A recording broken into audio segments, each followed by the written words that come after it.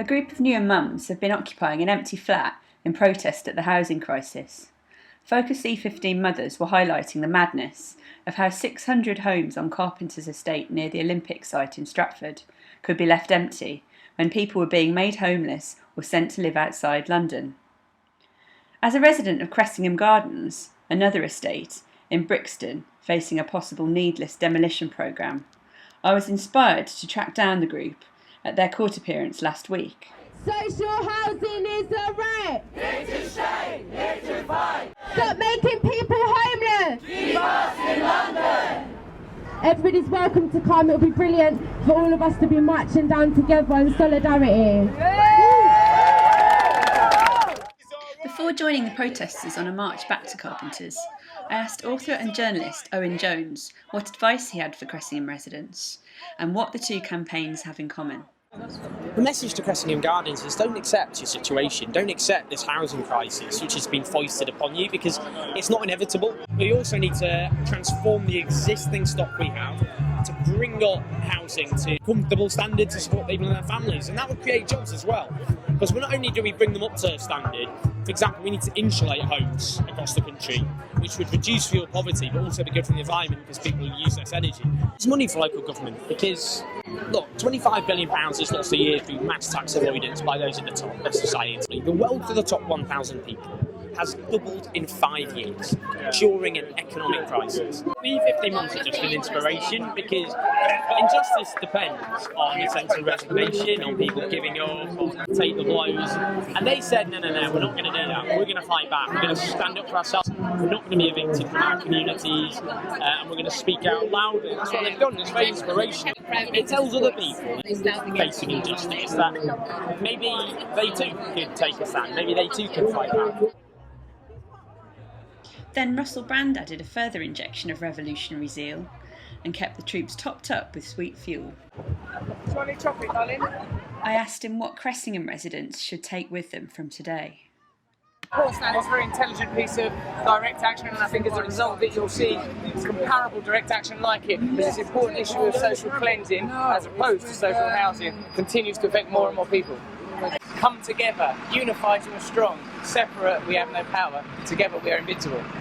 So we need to fight for this hostel, we need to fight for the residents here and make sure everybody gets rehoused in good conditions and people are not forced out of London.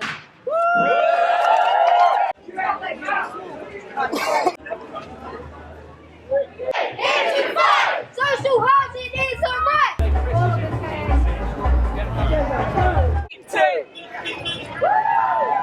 Lisa Mackenzie, a sociology lecturer at the London School of Economics, told me why she believes we should join hands with the fight against destruction of communities. Organise, even if it's 5 of you. And what the 5 of you do, you come to an event like this and you link up throughout the country.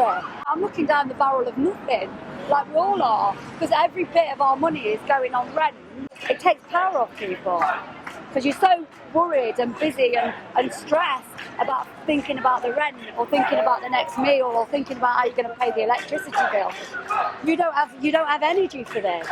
And I think, this is why this has really re-energised me, and we should be passing power back to people who have had power taken from them.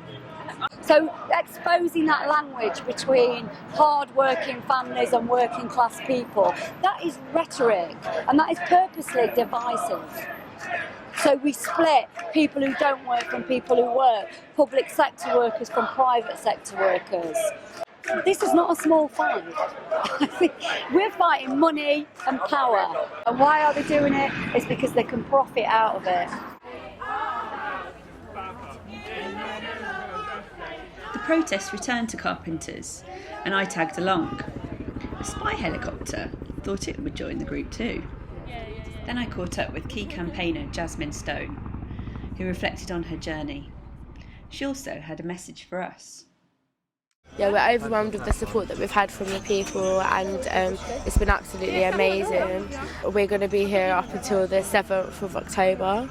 We've been here for just over a week. It's raised so much awareness, so many people have got involved. We've really highlighted the issue of people being forced out of London, socially cleansed to a place like Manchester, Hastings or Birmingham, or made homeless when there's perfectly good properties here. And all over Newham there's so many homes that have been boarded up for up to 8 years. I'd say to Cressingham Gardens that I think it's really important to stand in solidarity. Feeling tired from campaigning, it will happen, but the council, they will do everything they can to knock you down and drain you out, and just to get that victory for them, but we can't let it happen. Focus E15 mothers and residents will support anything that's happening, because demolishing people's homes is wrong, and we'll be there to stand by you.